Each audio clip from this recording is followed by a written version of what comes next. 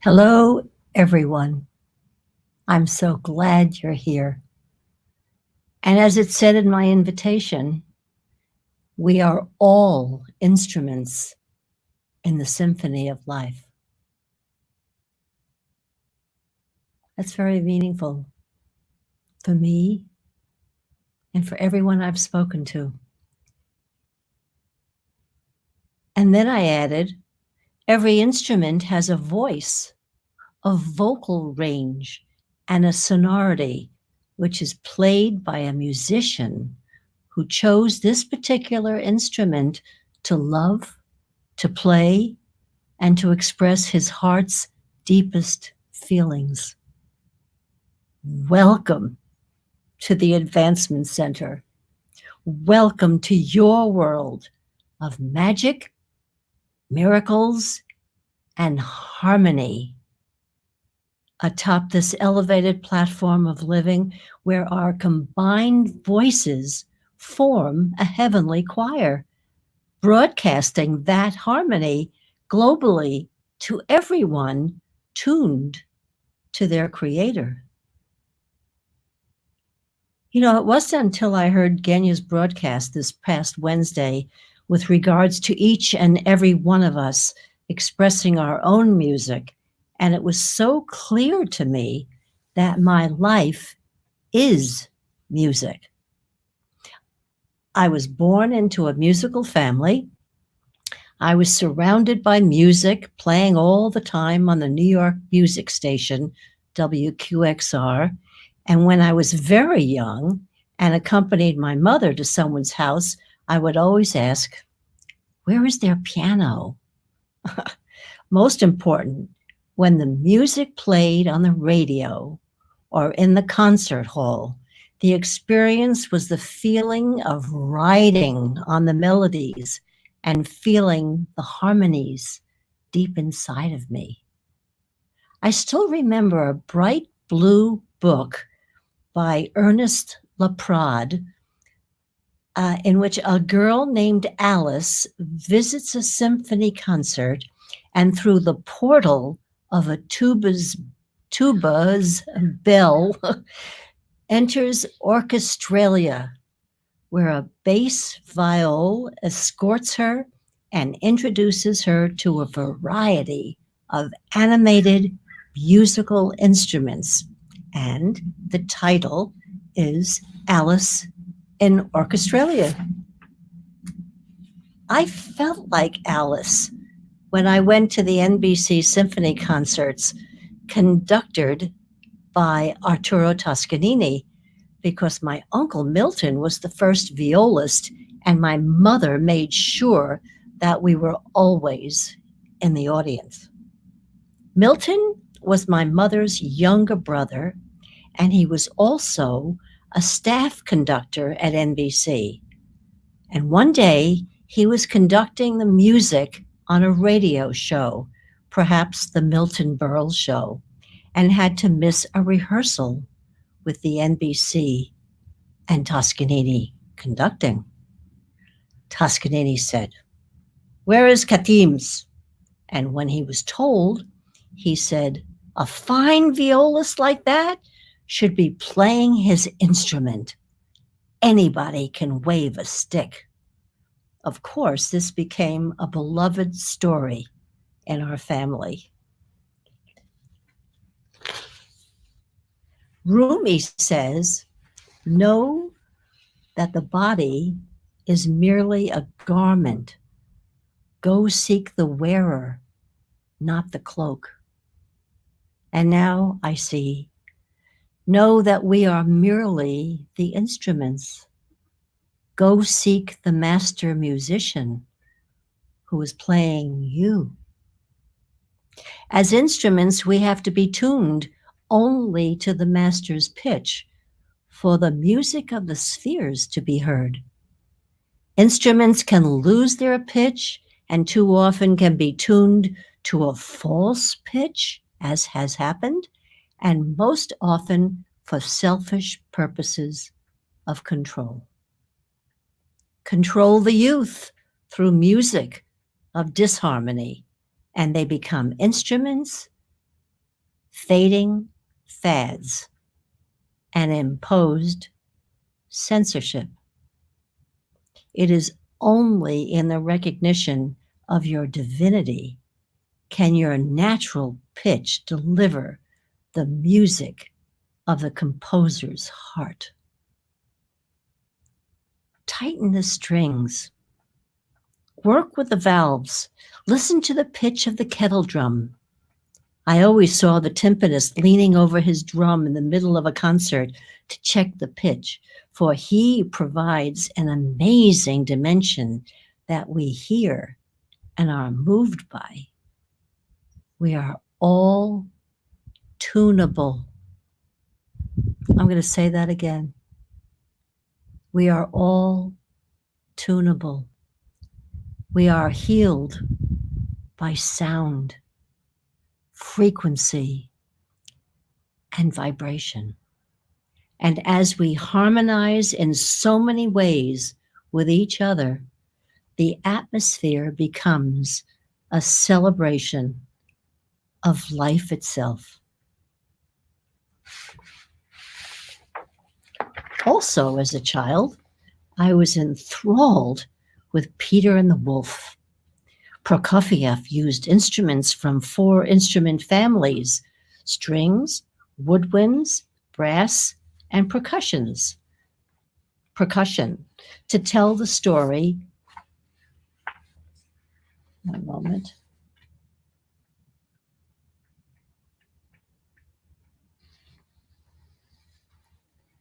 To tell the story.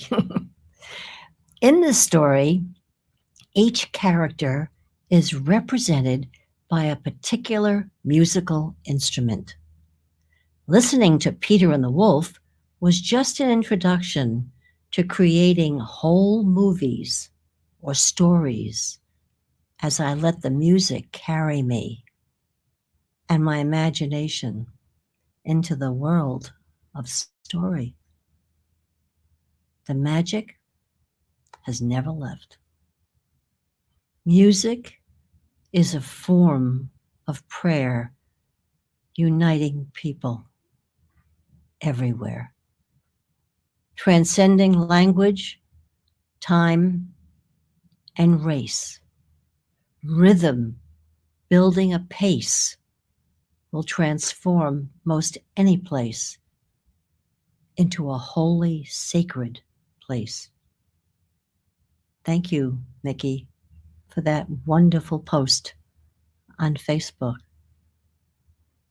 It's perfect. Music has been my passport to the world, literally. The night before my audition for the Cleveland Heights High Choir, where I had to sing Amy Te Spiritum, my mother told me, let my spirit sing through me. And it did. And I enjoyed my choir rehearsals at 7:30 in the morning, every day of school. And they also toured. They toured throughout the eastern seaboard of the United States and Europe, where we represented the youth of America through UNESCO. I still remember that lovely girl in another performing choir from Hungary. We were backstage. I remember she wore a long blue dress, and all the singers had a little feather on their left shoulder. And we looked at each other and felt like sisters who had found each other and didn't need words to express the joy of meeting through our love of music, a smile, and a hug. That happened over and over again as I met what I now realize I was meeting members of my family that I didn't know before. decades later, I met Robert Young in Australia, and my life blossomed. Robert watched me join a prestigious choir and showed me that the time had come to release my own music, which is far beyond the conductor's construct and interpretation. Our first days together, Robert told me about my origin and that I was there when the great music was being composed. And I cannot miss this opportunity to tell you once again the words that David Best wrote, called The Great Hall. He put words to that time and space that Robert introduced me to. The Great Hall. Many thousands of years ago, there was a great hall that was made for a special occasion. In this hall, there would come a day when a multitude of majestic beings would all come together to celebrate you. In attendance would be all the ascended masters, including Jesus, Buddha, and Krishna, all the known and unknown angels and archangels, and a host of enlightened light beings. At the podium, there would be two who came to oversee this magnificent event. Their names are not important, but you must know that they are always with you. This event was formal, yet informal, even as everyone was dressed in gowns and black tie. There was also a choir of angels and an orchestra filled with the greatest musicians ever assembled. The hall had been converted into a great ballroom, and the floor sparkled with the brilliant reflection of never before seen crystals. As the two stood on the podium and talked, you could feel the beauty, the honor, and the love that filled this hall. The energy of the two filled the hall with a relaxed and informal feel as all the assembled beings spoke with each other and reconnected with those they had not been with in quite some time. The mood was one of celebration. Then, all of a sudden, the massive doors of the great hall opened, and there you stood, dressed in the most beautiful array of clothing.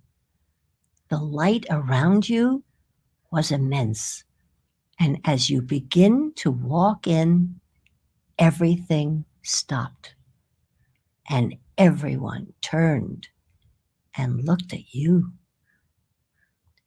All beings present that day turned to you and bowed with an honor and respect that you could never have imagined.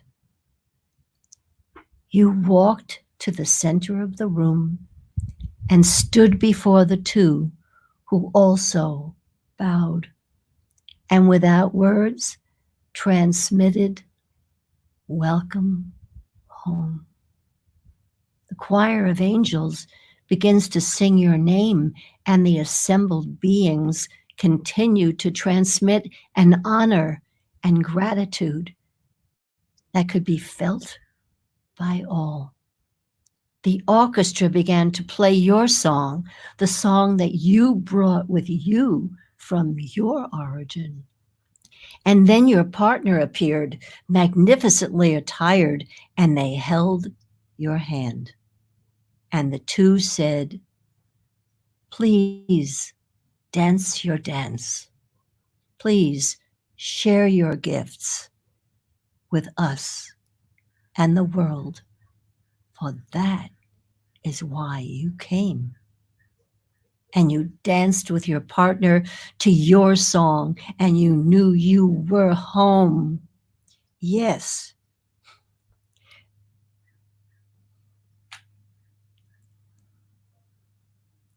This happened to me.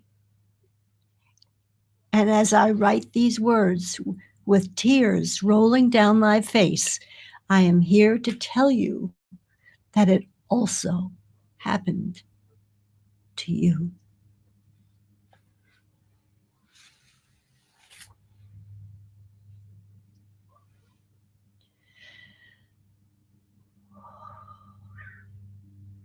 Robert opened the heavens, and I saw my place atop this magnificent platform of celebration of life with all of you, who I call our family.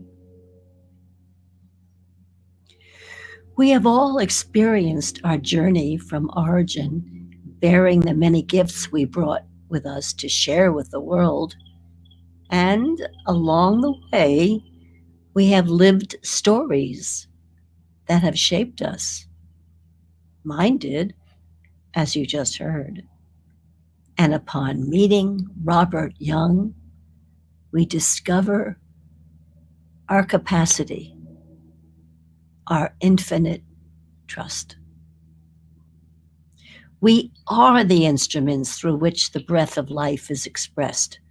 Together, we are the symphony, and the audience is gathering from near and far as they hear the sound of their own deep knowingness and join us up here on this heavenly stage to love, to play, and to express their heart's deepest feelings. I see these broadcasts as a tuning to the divine of each other.